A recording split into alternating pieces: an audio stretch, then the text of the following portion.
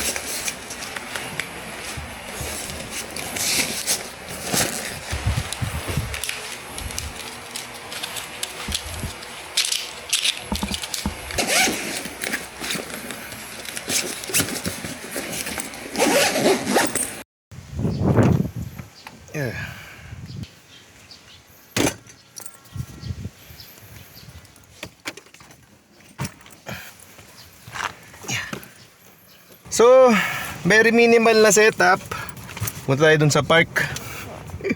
Dun sa Studio A. Studio B pala. Studio A yung talagang studio. We're finally here sa Studio B. Ang ganda oh.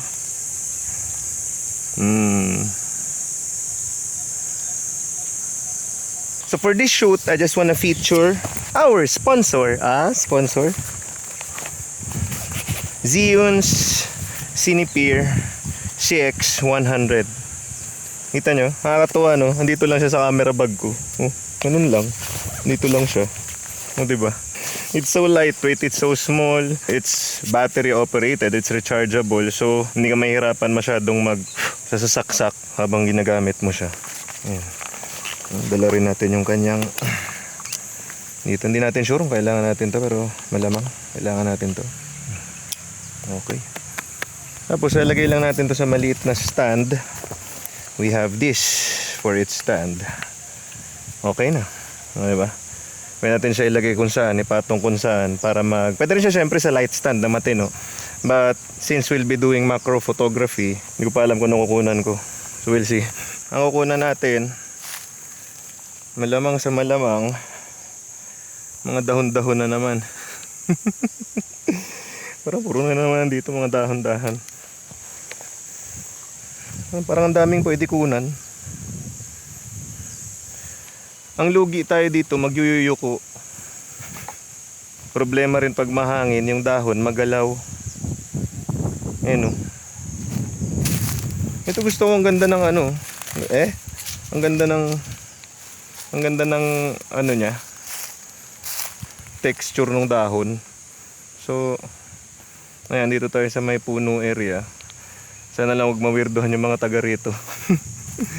Technically ano to, neighboring village namin dito sa BF. Yung village namin sa kabila. Lagay na natin to dito. Okay. Yan. Yan.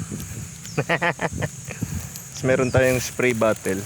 Babasahin natin siya. So ayan, yung Cinepeer natin. Nakakadagdag ilaw siya dito. Although it's well lit naman ng araw. Pero para mas, dahil we'll be shooting at what, f8. Oh, okay, yan. Wala namang pulang langgam. Wala naman, safe. Diba? Nagka-camping nga tayo na. Ayan, so kit lens lang, nakalagay lang dun sa Meiki na ano natin. Kit lens lang nakalagay dito sa ating Meiki MKS-AF3A na macro converter. Yun. Pawa! O, diba? So gusto ko siyang medyo yellowish para mukha siyang araw.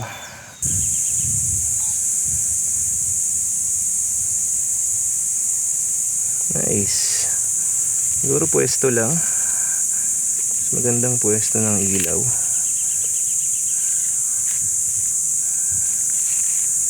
Nakita nyo naman yung difference. Lalo siguro pag tinanggal natin to. Boom.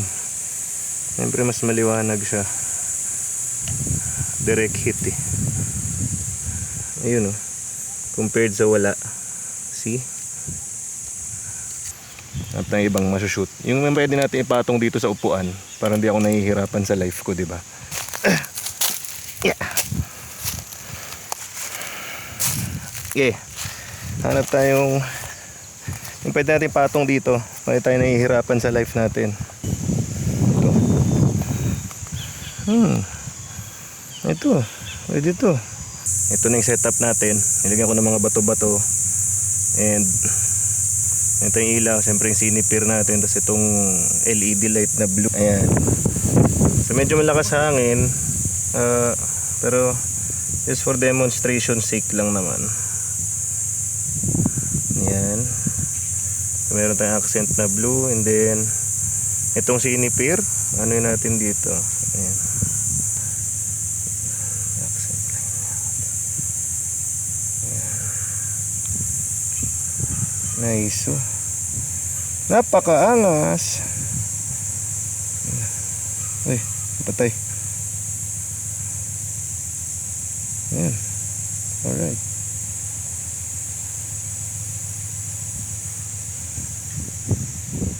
Now, kung natural light lang, kung wala itong mga to, mapipilitan tayong magbaba ng aperture f5.6. Okay din siya, kaya lang bokeh na. So hindi na ganoon ka clear yung details, kumbaga. Ayun oh. Ang in focus na lang iilan na lang. So ito po siya pag f5.0, no? Pag hindi natin ginamitan ng ano, okay naman siya, mas natural. Pero again, hindi natin magawang sharp yung ano natin, yung ano ba naman tong hangin na to. So hindi pa tayo doon dahil ang langaw dito. Ang dami kong bit-bit, mamaya na kayo. Ito kukunan natin. Hindi ko alam kung may makita pa akong mas interesante dito eh. We'll see.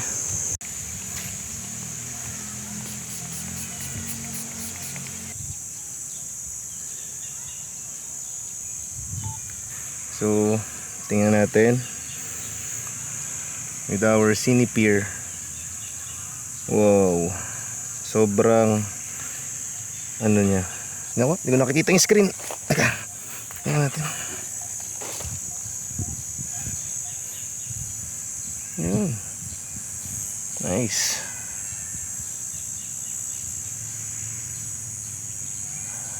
Nice. Ano ba? Kung mahilig ka magmakro, okay ka na. Ayan, pwede nyo papalitan ng temp nya. Gusto nyo puti, boring nga lang, pero pwede rin. Iba rin effect, diba? Meron siyang cool color and warm color. Pwede nyo rin tanggalin yung diffuser nya. Cool lang, direct sunlight. Kung gusto nyo ng mas harsh na ilawan, na datingan, ayan, pwede rin. Nasa inyo, no? So that is our Xeon Cinepeer CX100. It is a rechargeable LED professional video light. 100 watts siya, and it can go at full power more or less 30 to 45 minutes. And at 100 watts, hindi na kayo mabibitin. For food, product, meron din siya nabibiling diffusers, no? Especially for its mount. Ano siya eh, I don't know what the mount is called, pero tawagin na lang natin siyang mini Bowens mount.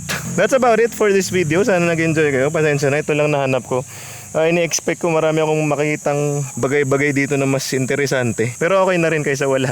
Sana nag-enjoy kayo sa product review nitong Xeon Cinepeer CX100. Yan. And kapatid, kung ikaw ay nakarating dito sa dulo ng ating tutorial, let me pray for you. Lord, we lift up to you, O God, kung sino man, Lord, ang nandito, nakikinig dito sa prayer na ito, O Lord. We thank you, Lord, for this opportunity, Lord, na may pagdasal sila, O God. Lord, we pray, Lord, for everyone, O God, na may dinadalang mabigat sa kanilang puso, Lord. Lord, you are our encourager, O God. Sa may mga dinadalang karamdaman, O Lord, sa kanilang katawan, You are our healer, Lord. Lord, for those people, Lord, meron mga dinadalang kalungkutan, O God. Remind them, Lord, that you are the true source of our joy and our happiness, Lord. Lord, para dun sa may mga dinadalang takot, Lord, sa kanilang puso, sa kanilang isip, Lord. Calm them, O God. Give them, Lord, peace of mind, Lord. Sila ay makatulog ngayong gabi, O Lord. Para naman, Lord, dun sa mga taong feeling nila, mag-isa na lang sila sa buhay, Lord. Remind them, O God, that you are with them, Lord. Para naman, Lord, sa mga parang wala nang lulusutan, O God, sa kanilang mga problema, remind them, Lord, that you are a God that is bigger than any of their problems, Lord. Lord, para naman, Lord, dun sa mga hindi ka pakilala, Lord. We ask mightily, Lord, na magpakilala ka sa kanila, O God. Convict them, Lord, of their sins. Let them know, Lord, that they are sinners in need of saving, Lord. So we pray, Lord, that they would accept you in their lives, O Jesus, as their Lord and their Savior. And this is our prayer in Jesus' name. Amen. Man. God bless you all.